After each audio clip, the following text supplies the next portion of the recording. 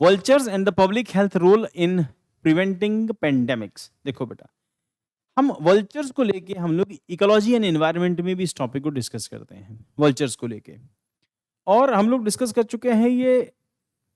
अब क्योंकि ये टॉप के ऊपर आते हैं और इनका लिवर इतना स्ट्रांग होता है कि सड़े सड़े हुए मांस को भी खा जाते हैं, इनको कोई फर्क नहीं पड़ता। बट वल्चर, जिसको हमारे यहाँ पे मरे हुए जानवरों को खाने वाले वल्चर्स होते हैं, दे आर नॉट ईगल। बड़े होते हैं, ह्यूज होते हैं, और ईगल से बड़े होते हैं, बहुत ह्यूज होते हैं वल्चर्स। ईल कहते हैं जिसको, हमारे यहाँ पे पंजाब में इल कहते हैं। और मरे हुए जानवरों को खाते हैं, कारका साफ करते हैं। इसका मतलब ये है कि डेड को खाते हैं, तो इनको कोई फर्क नहीं पड़ता। पर पिछले कुछ सालों से, जैसे हम लोग वहाँ पर डिस्कस करते हैं, इकोलॉजी एनवायरनमेंट के सेक्शन के अंदर हम डिस्कस करते हैं कि अब पिछले कुछ सालों से जैसे इंडिया में पारसीज हैं, जो ज़ोरास्ट्रियंस हैं, तो उनकी डेड बॉडी को एक टावर के नीचे रखते हैं। एक बड़ा ऊंची सी एक जगह बनी होती है ताकि नीचे स्मेल ना आए डेड बॉडी की, तो उसके अंदर डेड बॉडी रख देते हैं। वल्चर्स आते हैं, उनकी डेड बॉडी खा जाते हैं, क्योंकि वहाँ पर उनको जलाते नहीं, या उनको है ना क्रेमेशन में उनको दफन नहीं करते ज़मीन के नीचे। अब वल्चर उनकी बॉडी को खा जाते थे। तो फिर क्या हुआ कि अभी रिसेंट ईयर्स में डाइक्लोफेनेक आ जाने के बाद, जो पेन किलर्स हैं, तो ह्यूमन बॉडी में भी वो पेन किलर्स प्लस जानवरों में भी पेन किलर आने से इनके जो लिवर है उसमें रप्चर आ जाता है। तो उनमें इस चीज़ की वजह से वल्चर्स की डेथ होनी शुरू हो गई। अब डेथ हो जाने के बाद एक बहुत इंपॉर्टेंट है, ये डिकम्पोजर्स हैं, है ना। तो ये जो प्रेडेटर की लास्ट कैटेगरी में आते हैं, जो सब कुछ चट कर जाते हैं और डेड को भी खा जाते हैं। इनको कोई फर्क नहीं पड़ता, चाहे जितना मर्जी सड़ा हुआ मांस हो, इनको कोई दिक्कत नहीं होती। बट डाइक्लोफेनेक होने की वजह से बॉडी में जो जानवरों की बॉडी के अंदर या फिर ह्यूमन बॉडीज के अंदर जो डाइक्लोफेनेक है, जो पेन किलर्स हैं, उसकी वजह से इनके लिवर में रप्चर आ जाता है। तो अभी क्या हुआ, इनकी डेथ होनी शुरू हो गई। तो उसके बाद ये माना गया कि अगर ये खत्म हो जाएंगे तो फिर जो एक नेचर का एक सिस्टम हो तो अपने आप डिस्ट्रॉय हो जाएगा, अगर वल्चर्स ही खत्म हो गए तो इनकी प्रिजर्वेशन के लिए कई सारी ऑर्गेनाइजेशंस हैं। जैसे महाराष्ट्र में कई सारी ऑर्गेनाइजेशन इनके लिए काम कर रही हैं, और इंडिया के अलग अलग पार्ट्स में इसके ऊपर काम हो रहा है। Then vultures crucial yet overlooked in pandemic preparedness acts as the nature of most efficient। तो ये आपको कभी कभी तब नजर आता है जब आप गाड़ी से, बस से कहीं आ जा रहे होते हैं, तो अचानक से आपको बहुत डेड एनिमल की स्मेल आती है। तो इसका मतलब ये है कि वहां पर जो ओपन कारकास है, बॉडीज जो हैं मरे हुए डेड एनिमल्स की, वो खुले में खड़ी हैं, और वहां पर आपको वल्चर्स मिल जाएंगे उनकी बॉडीज को खाते हुए। तो ये एफिशिएंट वेस्ट मैनेजर्स हैं। Bye consuming कारकास swiftly they reduce risk of zoonotic diseases, linking biodiversity conservation with the public health security के लिए ये काम करते हैं। इसका मतलब ये कि नेचर के लगे हुए वो लोग हैं जो साफ सफाई का काम करते हैं, इससे स्मेल नहीं फैलती। कि जानवर को दबाने का काम तो इंडिया में नहीं होता, खुले में छोड़ दिया जाता है, उसको कुत्ते खा जाते हैं फिर, या फिर ये खा जाते हैं यहाँ के। तो role of vultures in pandemic prevention, sorry, as a natural carcass manager. तो ये कारकास मैनेजर्स हैं। Preventing spread of the pathogens anthrax and rabies and botulinum provides first lane of defense in zoonotic spillover preventions, cost effective for the pandemic preparedness compared to the outbreak response expenditure. Communities near vulture habitat remain under ritualized partners in the surveillance.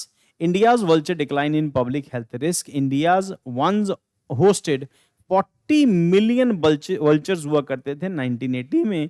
Population decline हो गया 90%, more than 90% since 1990s due to diclofenac poisoning. अब vultures के पेट में diclofenac जाने से इनकी मौत हो जाती है। इसका मतलब कितना डेंजरस है, जिससे इनकी डेथ हो जाती है। तो ह्यूमन बॉडी या फिर जो जानवर हैं, बड़े एनिमल जो है, बिग एनिमल है, हम उनको जो डाइक्लोफेनेक देते हैं। Earlier carcass dumps has hundred of vultures. Now rotting carcass attracts dogs, rats and feral animals. Higher disease transmission, तो diseases के transmission के chances ज़्यादा हैं। Biodiversity loss directly increases pandemic risk। तो इसमें chances हैं pandemic risk के बढ़ जाने के, vultures की death हो जाने से। तो as we have discussed 95% तक इनमें decline आया, इनकी population में more than 90%। तो central Asian flyway and regional linkages. Central Asian flyway मतलब जिन वे से, जैसे सड़कों पे चलने के लिए हाईवेज होते हैं, वैसे माइग्रेटरी बर्ड्स के लिए जो होता है दैट इज कॉल्ड फ्लाईवे। एक जगह से माइग्रेट करके दूसरी जगह जाते हैं, ये इनकी आने का और जाने का रास्ता है, जो यहाँ पर आपको नजर आ रहा है. So migratory corridor spanning 30 plus countries linking Central Asia and South Asia. Millions of birds including raptors, vultures use CAF. तो यहाँ से जो birds आते हैं इस रास्ते को यूज करते हैं. CAF thus acts as biodiversity and public health corridor requiring regional cooperation. तो ये जो रूट है ये देखिए चाइना के साथ साथ होते होते इंडिया के हिमालय के इधर इधर जाते.